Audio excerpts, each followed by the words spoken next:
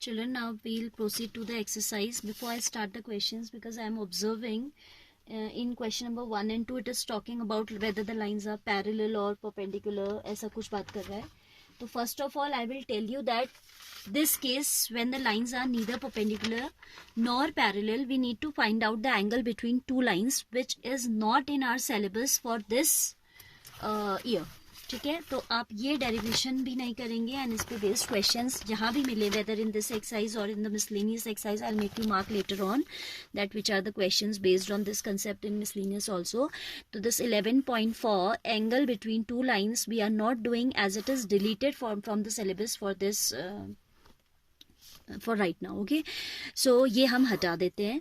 Then इसको पढ़े बिना angle between two lines it might be other then 90 degree और 0 डिग्री, तो तब हम ये निकालते थे. ठीक है, बट अब हमें ये नहीं पढ़ना है, तो हमें दो ही केसेस पढ़ने हैं, when the two lines are parallel और when the two lines are perpendicular, which condition for which I am directly telling you, क्योंकि डेरिवेशन बताना मुझे अभी ठीक नहीं लग रहा है, बिकॉज कोर्स में नहीं है तो कोई फायदा नहीं है. ठीक है, तो कंडीशन देखो, if A1 B1 and C1, A1 B1 C1 are direction ratios of line L. Dark sea pen कहाँ चली गई?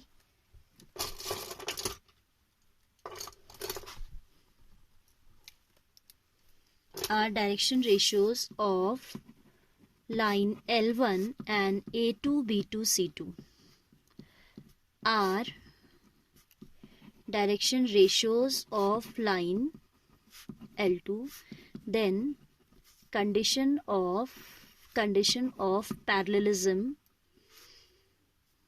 condition of line L1 to be parallel to L2, parallelism भी बोलते हैं इसे, is given as A1 equals to A2, A1 upon A2 is equal to B1 upon B2 equals to C1 upon C2, and L1 will be perpendicular to L2 if A1 A2 plus B1 B2 plus C1 C2 is equal to 0.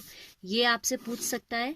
ये condition आपको पता है परपेंडिकुलरिज्म की, ये पता होनी चाहिए, and ये है पैरेललिज्म की जो आपसे पूछ सकता है, बट ये नहीं पूछेगा कि क्या एंगल है दोनों के बीच में. That is not in our syllabus, तो हम उसको पढ़ भी नहीं रहे हैं. ठीक है, later on you can prepare for competitive exam, specially the PCM once.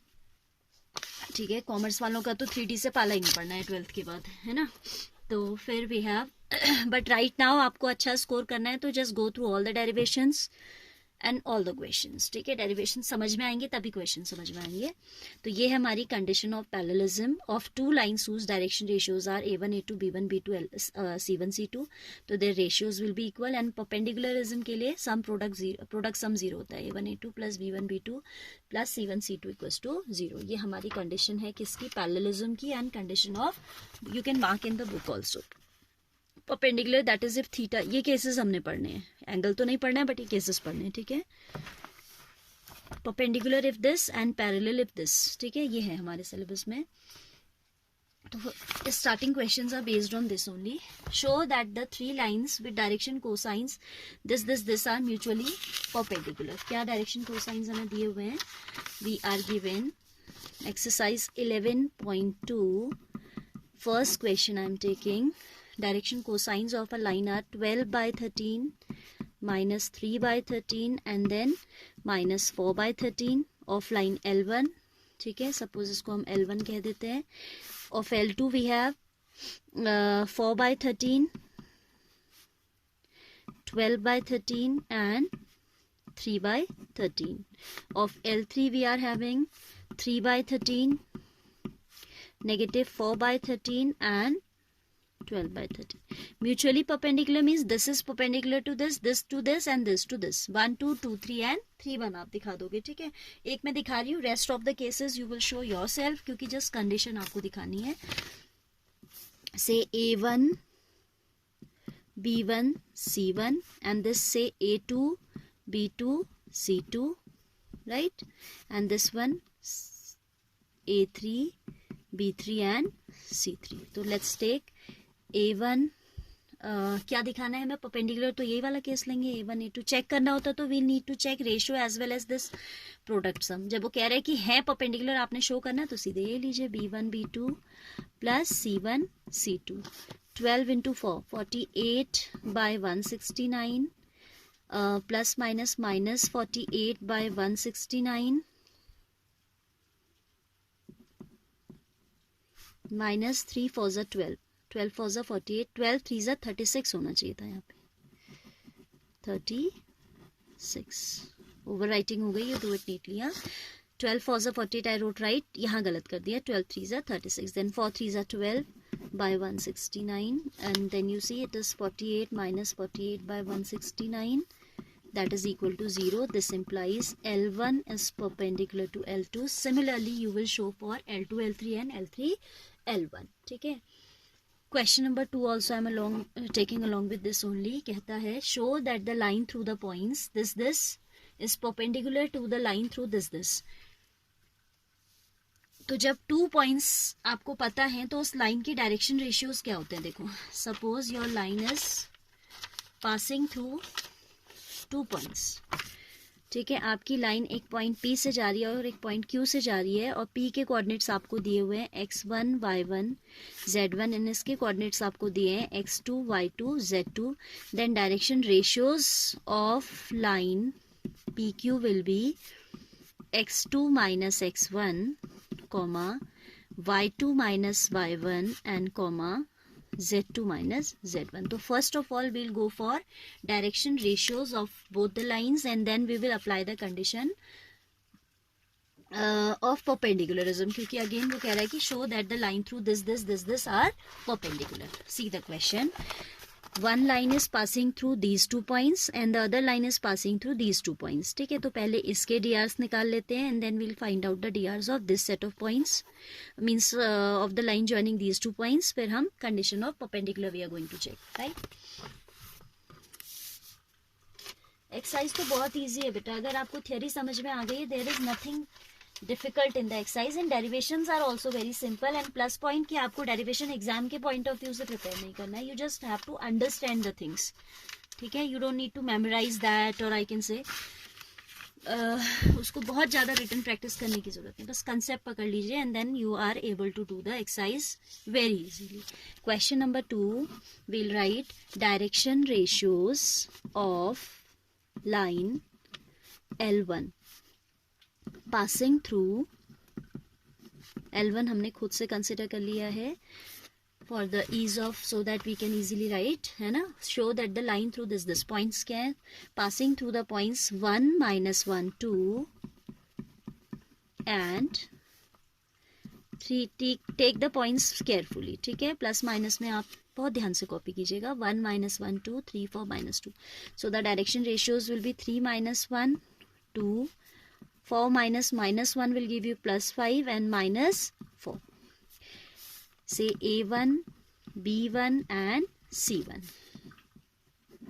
Similarly, DRs of the line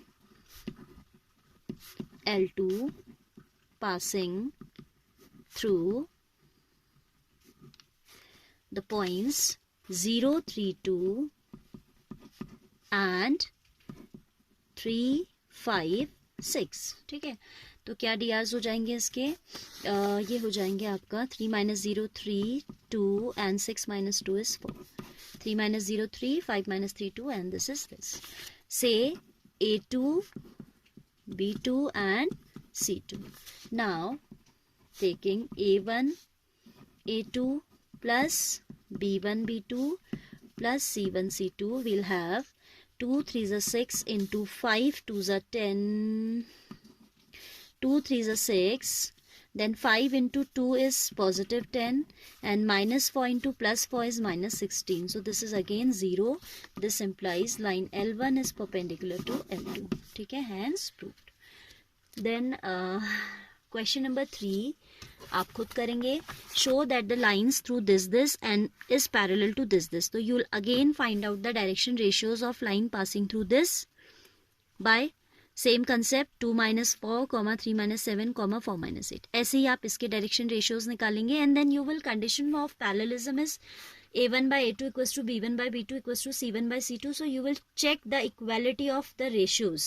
ठीक है, A1 by A2 should be coming same as B1 by B2 should come same as C1 by C2. क्योंकि question 2 और 3 बिल्कुल working same है, means finding DRs is absolutely same. Condition अलग है जो आपको पता है कि for parallelism we need to check the ratios of direction ratios. Ratio of the direction ratios like A1 upon A2 should be equal as B1 upon B2 equals to C1 upon C2. ये खुद करना है.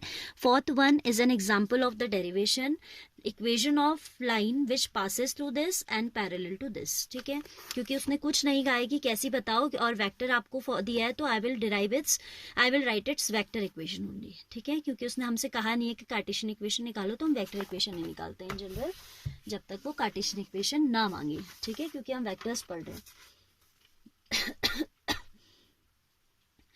So question number 3 this is. Now question number 4 this is. 3 तो आपने खुद करना. Question 4 क्या कहता है? Find the equation of line which passes through given point through which the required line passes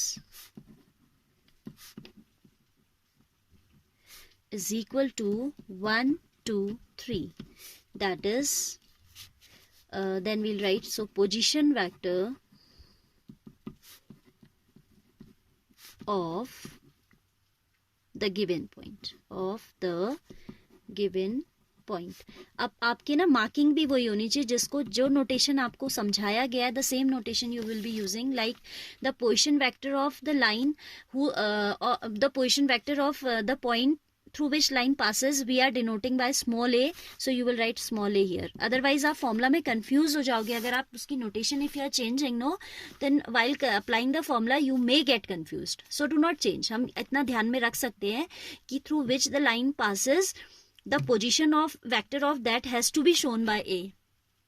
ठीक है, और इससे ये भी ठीक रहता है कि आपका जैसे इवेल्युएटर जो भी है एग्जाम में जनरली हम वही नोटेशन यूज करते हैं, तो कई बार सही वर्किंग होते हुए भी आपका कट ना जाए, ये रिस्क भी आपने नहीं लेना है. ठीक है, so position vector of the point, position vector of the given point I need to write here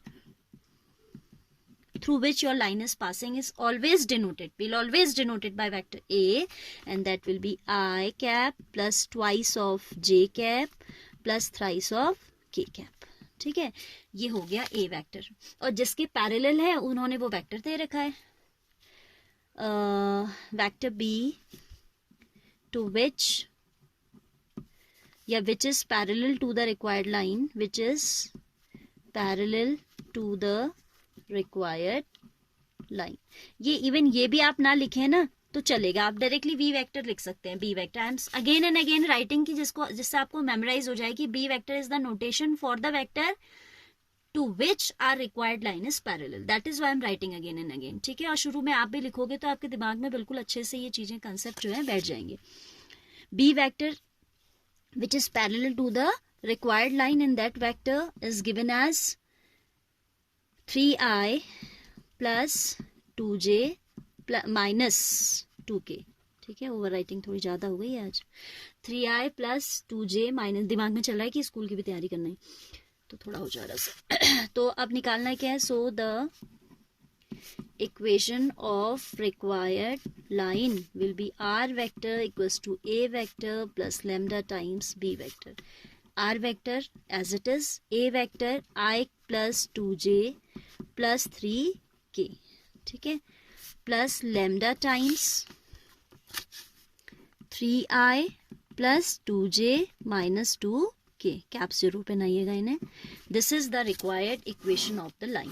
ठीक है, इसको आपने ये एक साथ लेके कुछ नहीं करना है क्योंकि जनरल फॉर्म में ही आपको लाइन ऐसे हमने डिराइव किया है कि a vector equals to r vector equals to a vector plus lambda times b vector. तो हम इसी फॉर्म में देते हैं आंसर. ठीक है, और अगर कार्टेशियन में पूछा होता तो we'll write the answer. Otherwise जब नहीं पूछा है तो we'll give the answer in vector form because we are given एक तो आपको we are given a vector in position vector of the vector through which line is passing, है ना, हमें वो डायरेक्शन रेशियोज नहीं दिए हैं, तो why we should go for the Cartesian equation.